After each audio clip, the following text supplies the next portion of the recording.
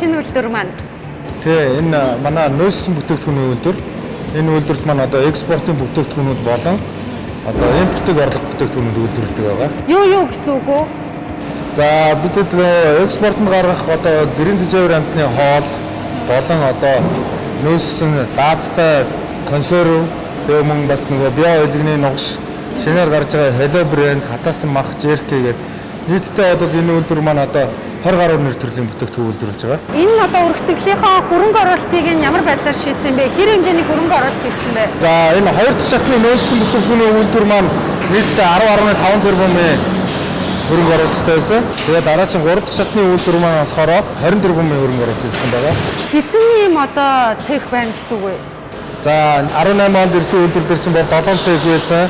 Одоо энд бол нийтдээ одоо 4 цех байна. Тэгээ хойдлын шинэ үйлдвэр болохоор дахиад 10 цех байгаа. Одоо хаашаа орж байна? Савлгаанаасаа гараад энэ дулаан боловсруулах болон ариутгахын хэсэг рүү орж байна.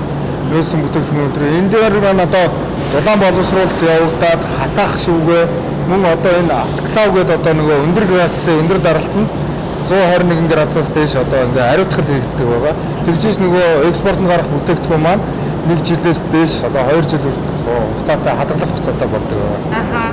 Жилд бидэд бол 2300 тонн бүтээгдэхүүн үйлдвэрлэх хүчин чадалтай. Тэгээ энэ өргөдөлтийг хийснээр 22 онд одоо энэ нөөцсөн бүтээгдэхүүний үйлдвэр шинээр баригдсан. Тэгээ одоо энэ орж байгаа энэ үйлдвэрийг харахад бол 22 оныг 24 онтой харьцуулахад 88% борлуулалтын өсөлттэй харагдаж байна.